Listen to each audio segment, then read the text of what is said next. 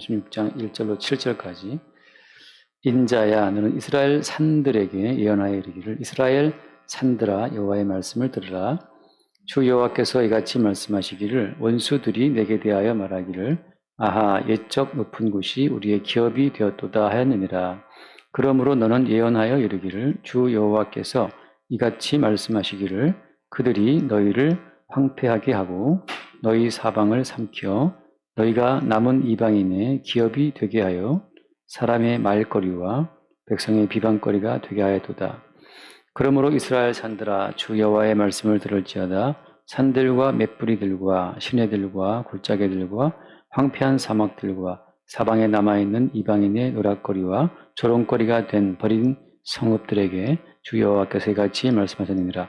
주 여호와께서 이같이 말씀하시기를 내가 진실로 내 맹렬한 질투로 남아있는 이방인과 에돔 온 땅을 쳐서 말하였노니 이는 그들이 심히 즐거워하는 마음과 멸시하는 심령으로 내 땅을 빼앗아 노력하여 자기 소유를 삼았습니다.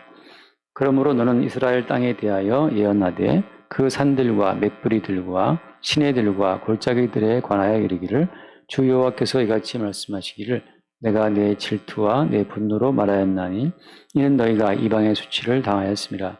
그러므로 주 여호와께서 이같이 말씀하시기를 내가 맹세하였은즉 너희 사방에 있는 이방인이 자신들의 수치를 반드시 당하리라. 여기까지 보겠습니다. 오늘 말씀에는 이스라엘이 이방에 의해서 멸망하게 될 것을 말씀하고 있어요. 근데 어떻게 멸망합니까? 어떻게 멸망하느냐 하면은 예컨대 2절 말씀에서는 원수들이 너에게 대하여 말하기를 너는 이제 이스라엘을 말하잖아요.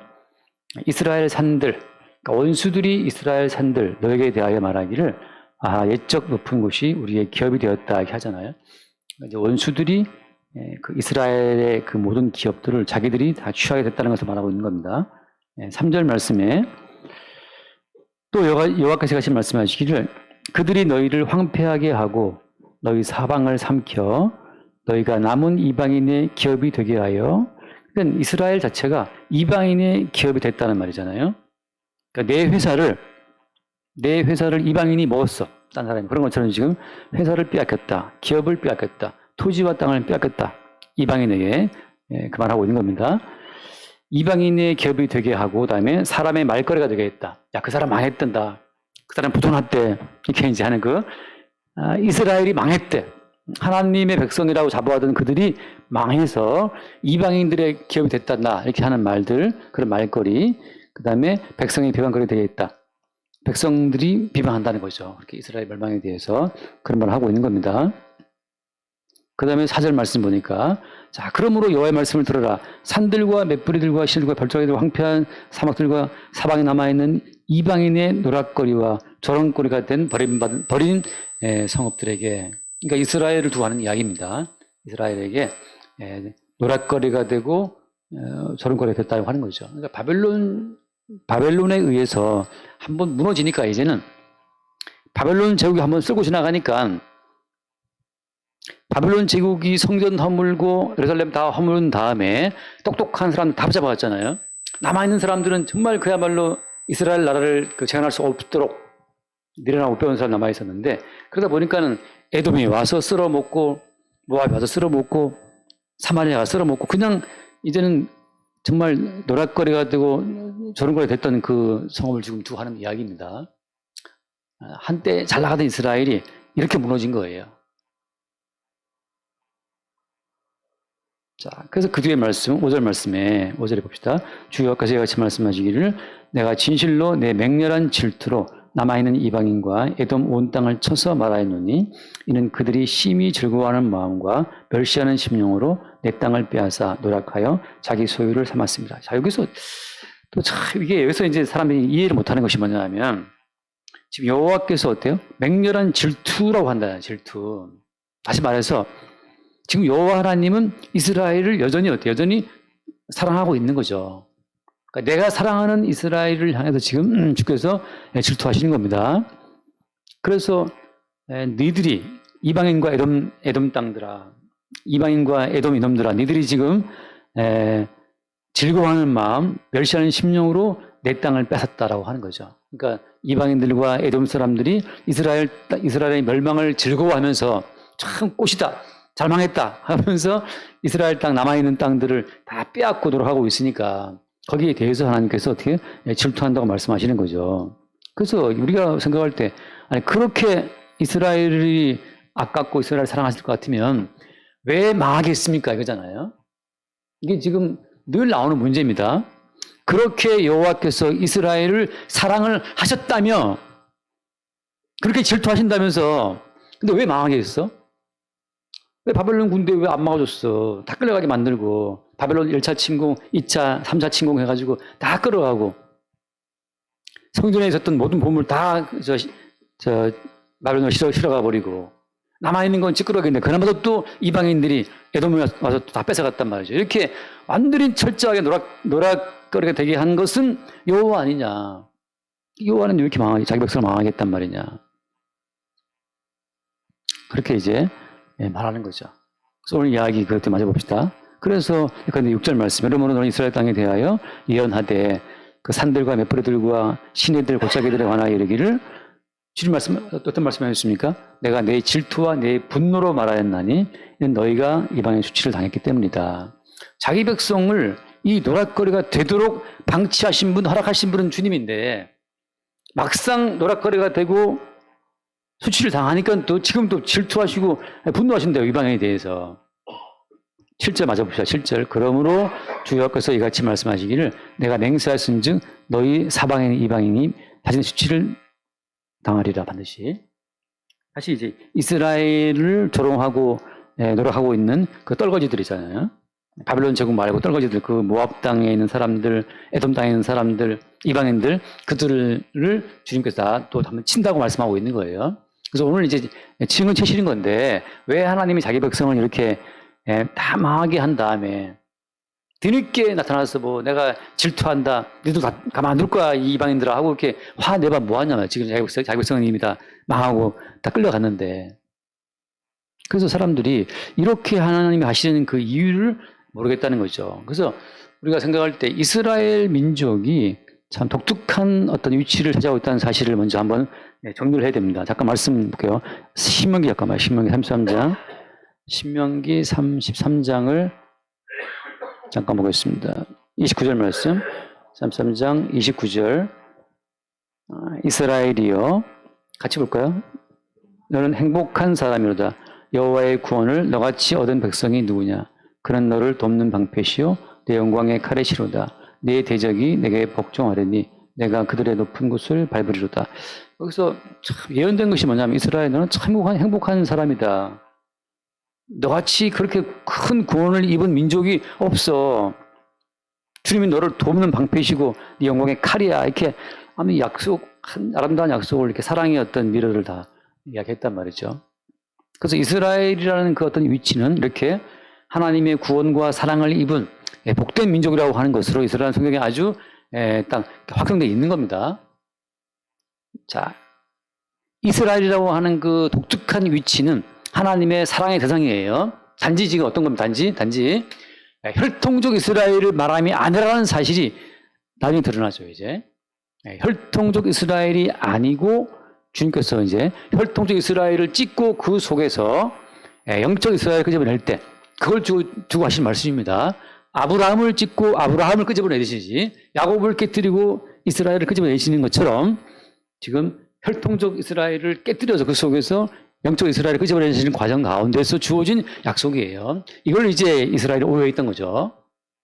아브라함 집안에서 이스마엘을 제끼고 이삭 집안에서 에서 제끼듯이 이스라엘 가운데서 혈통적 이스라엘 제끼고 영적 이스라엘을 끄집어내시는 과정인데 이스라엘은 민족적 이스라엘을 말하는 것처럼 오해를 했었던 거예요. 그건 이제 분명 하나의 쭉 나오는 과정이고 자 그런 과정 가운데 주님께서 그러면 왜 그걸 좀 진작에 말씀하지 않고 이렇게 뒤늦게 지금 다 망한다에 말씀하시느냐. 사실은 계속 이야기했죠.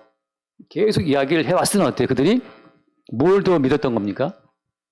혈통적 우월성을 그들이 믿고 육체에 대한 할례를 하나님이 원하신 할례인 줄로 그들이 오해했던 거잖아요. 그 오해에 대한 부분을 성경이 계속 이야기를 해오고 있었어요. 잠깐 레위기 말씀을 볼게요. 레위기 10장 말씀을 잠깐 봅시다.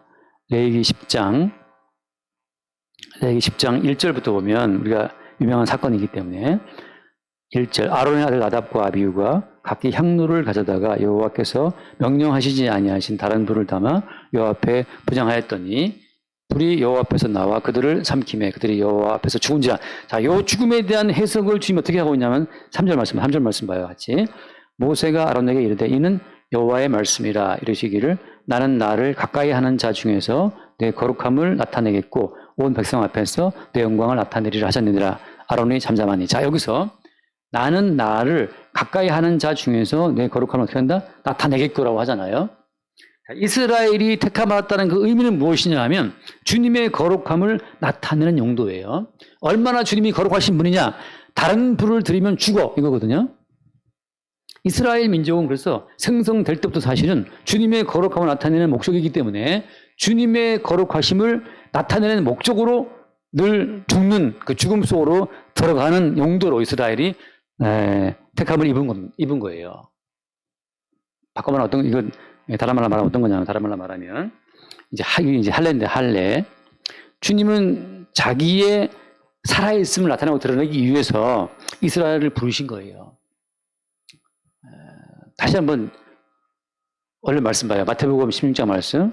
마태복음 16장 23절 말씀. 23절. 같이 봅시다. 예수께서 돌이키시며 베드로에게 이르시되 사탄아 내 뒤로 물러가라. 너는 나를 넘어지게 하는 자로다.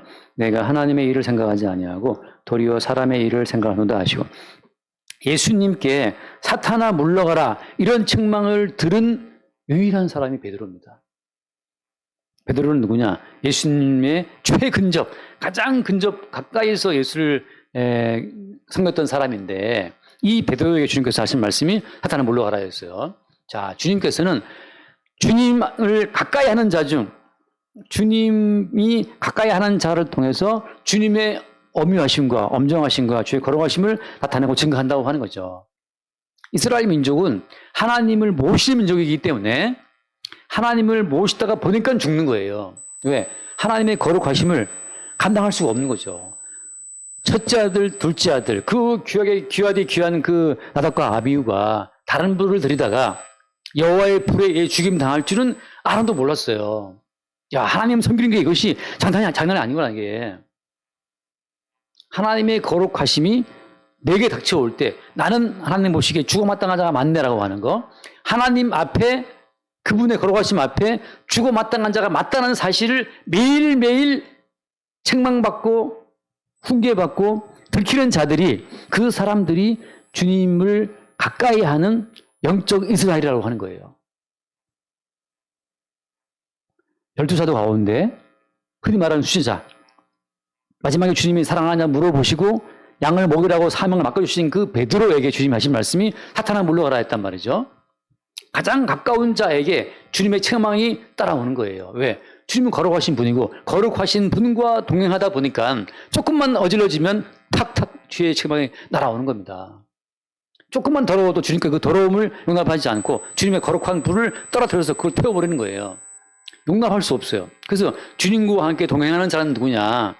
항상 주님의 책망을 받는 자, 주님과 함께 누가 동거하는 자이냐? 늘 주의 책망을 받아서 나답과 아비후처럼 매일 죽어나가야 마땅함을 아는 자들이 주와 함께 동행하는 자라고 하는 거죠. 그런 점에서 어때요? 그런 점에서 이스라엘 민족이 망한 거예요. 왜? 다시, 이스라엘 민족은 이방 민족의 침입으로 망했지만 어때요? 그 이방 민족을 불러들이는 분은 누굽니까? 이스라엘 민족은 바벨론에서 망했지만 바벨론 제국을 끌어들이는 분은 누구예요? 하나님이란 말이죠. 어떤 용도로? 망치로. 바벨론은 온 세계의 망치라고 하잖아요. 근데 어디 이사야에서 봤나 우리가? 에레미야에서 봤잖아요. 에레미야에서. 바벨론은 망치야. 누구 망치냐? 주의 망치죠. 더러워져서 깨트리는 거죠. 주께서 나답과 아비후를 다른 불을 들었다고 하는 것으로 태워 죽이신 것처럼, 주께서 베드로를 사탄아 물러가라 하셨던 것처럼, 주님이 임재하시는 거룩한 나라 이스라엘은 주님의 거룩하심을 말미암아서 망하는 거예요. 여기서 이제 수없이 많은 사람이 오해한 거죠. 주님이 바벨론을 들어서 이스라엘을 치시니까 야 저거 이스라엘 뭐 여호와 믿어봐야 소용도 없네. 여호와가 저 이스라엘 민족 다 망하는 걸 방치하고 계시네. 라고 그들이 막 기뻐하고 좋아하고 남은 그 남아있는 바벨론이 치고 남아있는 것들을 또 긁으러 또 가서 또 조롱하고. 자, 무슨 말이냐. 이스라엘은 망하도록 되어 있어요. 왜냐하면 거룩하신 하나님을 모시는 민족은 하나님 거룩하심을 담을 수 없다는 사실이 입증이 되는 거죠. 자, 따라서 이러한 이스라엘 민족의 역사가 오늘날 성도의 삶 가운데 반복되는 겁니다. 한 번 더 말씀을 해볼게요. 이스라엘 민족은 처음부터 원래 망하게 돼 있었어요. 고린도전서 10장을 봅시다. 고린도전서 10장. 여러분 봤던 말씀이니까. 10장 1절. 형제들아 나는 너희가 알지 못하기를 원하지 아니하노니 우리 조상들이 다 구름 아래에 있고 바다 가운데로 지나며 모세에게 속하여 다 구름과 바다에서 세례를 받고. 이 이스라엘 민족을 그 홍해 속으로 집어넣어서 그 바다를 갈라서 그 길을 통과하게 했잖아요. 원래 바다는 들어가면 죽잖아요. 바다는 죽는 곳인데 주께서 바다를 열었단 말이죠. 그래서 그걸 통과했어요. 죽음을 통과하고 나온 민족이 이스라엘 민족이라고. 이렇게 세례를 받고 그다음에 3절 다 같은 신령한 음식을 먹고 다 같은 신령한 물을 마셨으니 이는 그들을 따르는 신령한 반석으로부터 마셨으니 그 반석은 곧 그리스도라. 그리스도가 어때요? 그들을 따랐단 말이에요. 다시 말하면 그리스도가 그들과 함께 동행했다는 거예요. 주님과 함께 동행을 하다 보니까는 바다도 갈라지고 신령한 만나도 먹고 신령한 마시고 다 좋았는데 5절 말씀 같이 봐요. 5절. 그러나 그들의 다수를 하나님이 기뻐하지 않으셨으므로 그들이 광야에서 멸망을 받았느니라. 그런데 그들이 어떻게 했어요? 멸망을 받았다는 거죠. 이게 앞뒤가 맞습니까? 그리스도가 함께 함으로 말미암아서 바다도 갈라지는데 하늘이 그냥 새까맣게 만나가 내려서 만나를 매일 먹는데 남자 20대 이상 남자 장정만 60만 명이고 토탈 포함하면 300만 400만 넘는 그 엄청난 인구의 숫자들이 매일 진짜 근본도 없는 하늘 내려오는 그 양식을 먹고 살았는데 그들이 먹는 물이 얼마나 많았겠어요.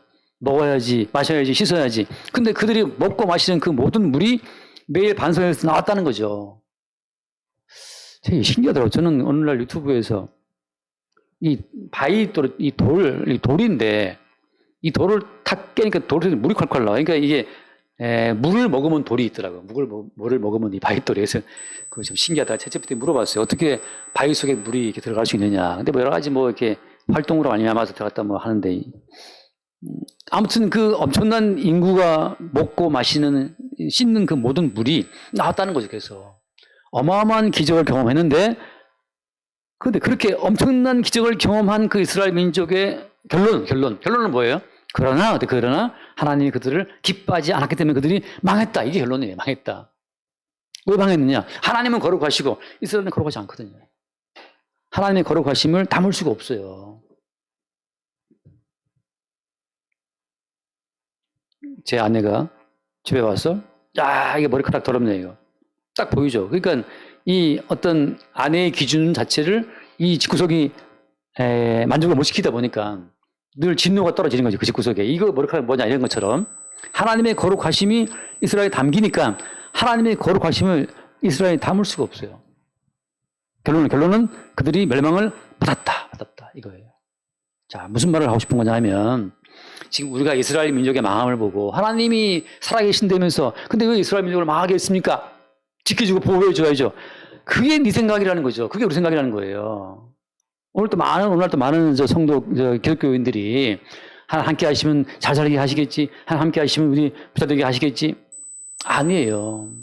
함께 하시면 아까 베드로한테 사탄아 물러가라 하시는 책망처럼 매일매일 책망이 있음으로 말미암아서 야 나는 진지하게 망해도 할 말이 없었네. 이걸 확인받는 자들이 성도라고 하는 거죠.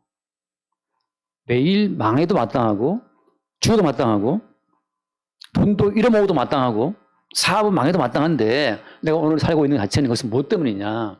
그 대신 죽으신 대신 멸망의 자리에 들어오신 예수님의 그 어린 양의 희생 때문이었음을 매일 보게 될 때 그들이 말하자면 육적인 이스라엘을 깨뜨리고 나오는 신령한 이스라엘이라고 하는 거죠.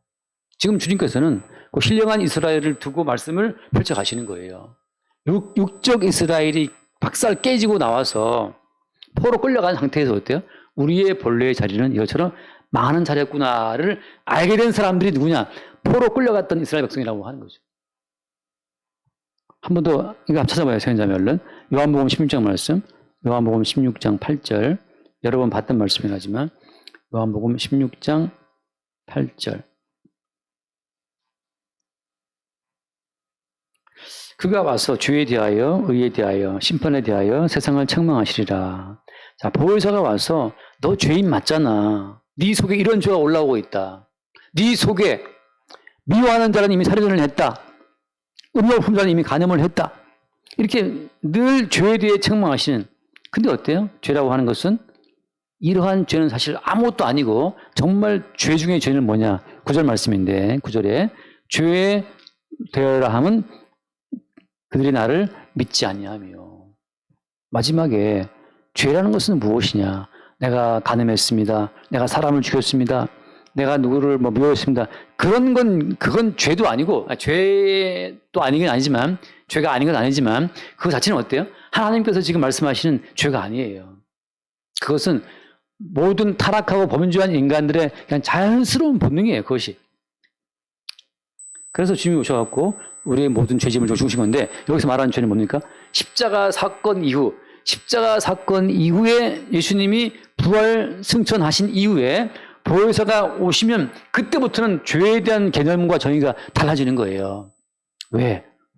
우리가 아는 모든 죄, 하나님이 말씀하시는 그 모든 죄의 짐을 예수님이 대신 짊어지고 십자가의 죽음으로써 그 모든 죄가 해결됐기 때문에 십자가의 죽음으로 모든 죄의 짐을 해결하신 예수님이 승천하신 이후로 보혜사가 오시게 되면 죄에 대한 정의가 바뀌는 거예요. 무엇으로? 내가 이미 너의 모든 죄를 다 해결했다는 그 사실을 왜 믿지 못하는가라고 바뀌는 거예요.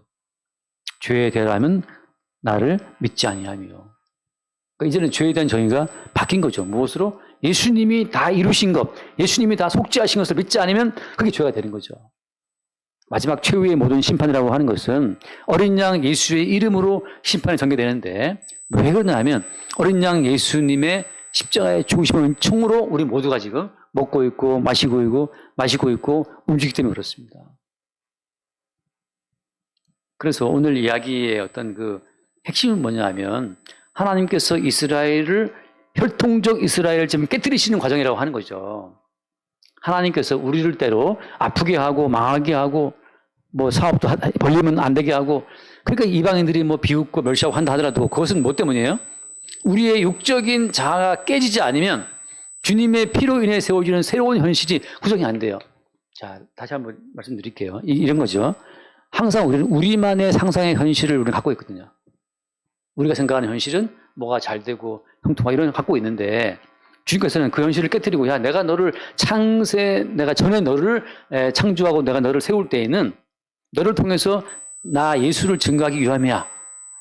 그래서 우리가 생각하는 현실을 무너뜨리고 그래서 예수의 현실을 드러낸단 말이죠. 그래서 이스라엘은 이렇게 망하는 그거 자체가 그리스도 예수를 나타내고 증거한 수단으로 지금 쓰임받고 있는 겁니다. 자, 그래서 성도는 망하는 것도 유익이고 망하는 것도 은혜가 되는 거예요. 왜? 나의 망함으로 말미암아서 그리스도 예수의 새로운 현실이 드러나기 때문이죠. 상상의 현실. 인간들은 늘 상상하잖아요. 그 상상의 현실을 어떻게 주님께 드립니까?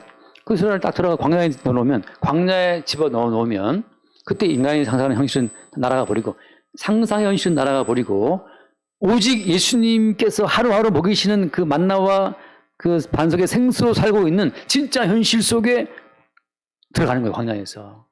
우리의 현실은 애굽의 팔을 먹고 고기를 먹고 부추를 먹고 잘 살고 하는 것이 우리 현실인데 주님은 그 현실을 팍 깨뜨려가지고 광야에 들어가서 어린 양 예수의 살과 피로만 존재하는 진짜 현실로 우리를 인도한다는 거죠. 어때? 그러다 보니까는 쟤들은 애굽의 고기도 먹지 못하는 존재, 쟤들은 애굽의 구름도 모르는 존재, 매일 먹는 거라고는 정말 마다리 없는 만나와 먹고 있다. 그렇게 하는데 그렇게 말하는 무리가 있었죠. 광야 가운데에서. 그러니까 주님께서는 주님의 살과 피로 세워지는 현실 속으로 우리를 인도해가는 과정에서 반드시 껍질의 이스라엘이 깨지는 과정에 돌아오게 되는 그 수치, 그 멸시, 그 비방과 그 모든 것을 감당하게 하시는 거예요. 가끔 그런 생각을 하는데 성경에 나온 나사로 거지라는 존재는 나사로라는 거지가 있었잖아요. 주님 드신 비유 가운데에서.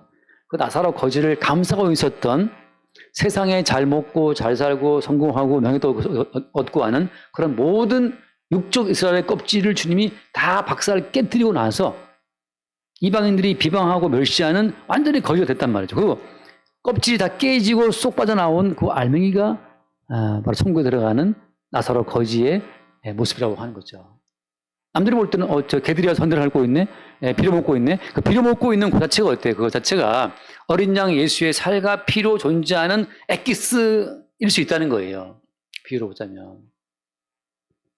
여러분, 우리가 지금 입고 있는 이 옷과 살고 있는 이 모든 삶 전체 혜택이라고 하는 자체가 이게 사실은 하나의 허상이라는 사실을 주님이 매일 알게 하시기 위해서 가끔 우리를 한번 세게 아프게 하시면, 한번 우리를 이렇게 아프도록 한번 찐 누르시면 우리가 지금 유지하고 있는 이 사회적인 모든 이미지가 다 날아가 버려요. 야, 이거 진짜 물 한 모금, 밥 한 끼, 한 걸음 떼는 것도 이게 주님의 은총이 없이는 이게 될 수 없는 것 같다는 사실을 알게 하시는 그 순간이 남들이 볼 때는 쟤 또 아프대. 쟤 또 병들었대. 저런 바보가 있나. 어떻게 예수 믿는 사람이 저렇게 많이 아프냐라고 말하는데 그것이 바로 뭐냐면 육적인 이스라엘을 깨뜨려서 그 속에 알맹이 이스라엘을 끄집어내는 과정처럼 주님의 은혜만을 고백하게 되는 엑기스. 주님, 물 한 모금, 호흡 한 번, 걸음 한 걸음 또 이것이 주의 은총이었군요라고 그걸 고백하는 그 순간이 어때요? 그게 아브라함이고, 그게 이스라엘이고, 그게 껍질을 깨고 나온 주님의 순전한 백성의 고백이라고 하는 거예요. 우리가 알고 있는 건 좋은 옷을 입어야지, 좋은 차를 타야지. 이것은 우리의 상상의 어떤 하나의 허구이지만 주님은 매일마다 그걸 탁 깨뜨려서 내가 또 헛된 이 상상의 현실로 내가 오해했군요를 알게 하시면서 예수님의 살과 피로 존재하고 있는 주님의 살과 피의 어떤 엑기스 결정체로 존재하는 우리의 자아를 다시 보게 하시는 겁니다. 그런 과정 속에서 주님의 사랑을 드러나게 되고 마지막으로 마지막 날 주님이 그 엑기스 주님의 살과 피의 어떤 결정체로서 성도의 모습을 보고 비방했었던 거. 그들은 세상의 상상의 현실로 보고 사람 평가하니까 걔 돈 없대 망했대 그러면 참 불행한 거 생각하지만 그 돈 없대 망했대 그 돈의 껍질 성공의 껍질을 다 주님 벗겨버리고 나서 완전히 쩔뚝거리고 있는 야곱처럼 쩔뚝거리고 있는데 주님께서는 이스라엘이다라고 하잖아요. 남들이 볼 때는 제 예수 믿더니 다리를 절고 있네 바보처럼. 근데 아니요 그게 주님 손대신 흔적인데 남들이 볼 때는 절고 있고 남들이 볼 때는 빌어먹고 있는데 남들이 볼 때는 거지인데 주님 보시기에는 그것이 바로 모든 이 땅의 그 허상의 현실을 벗게 된 엑기스이기 때문에 그 모습을 가지고 허상의 현실로 성도를 비방하고 있는 모든 이방 세계를 최후의 심판 때 심판하신다고 하는 거죠. 마지막 심판 때는 예수의 살과 피의 요소 이외에 나머지 모든 요소를 심판하시기 때문에 그때 받게 될 이방의 수치를 지금 미리 말씀하고 있는 겁니다.